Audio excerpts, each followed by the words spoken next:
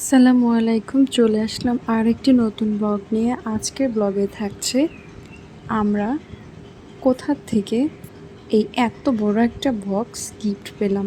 আজকে সেই ব্যাপারেই আমি ব্লগে আপনাদের সাথে শেয়ার করব। অবশ্যই আমার পুরো ভিডিওটি দেখবেন ধৈর্য সহকারে।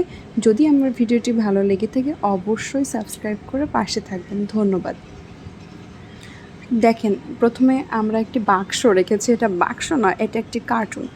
এর মধ্যে আমাদেরকে যে কী পাঠিয়েছে, হয়তোবা এর মধ্যে আম আছে, তবে এখানে বিভিন্ন জাতের আম আছে। আমাদেরকে এক বড় ভাই রাজশাহী থেকে গিফট পাঠিয়েছে।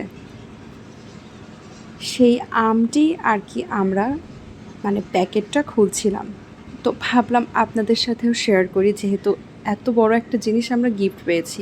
হয়তো এটা আপনাদের কাছে খুবই সামান্য মনে হতে পারে, কিন্তু গিফটের জিনিস কখনো তুচ্ছভাবে দেখাটা উচিত না, সেটা 1 টাকার জিনিস হোক আর 1 লাখ টাকার জিনিস হোক।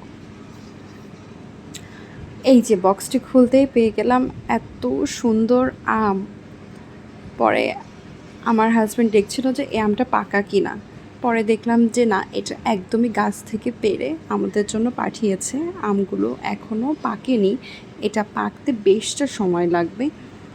আমি সেজন্য আমার হাজব্যান্ডকে বললাম, তুমি এই আমগুলো কোথাও একটা ঢেলে রাখো যাতে দ্রুত পেকে যায়।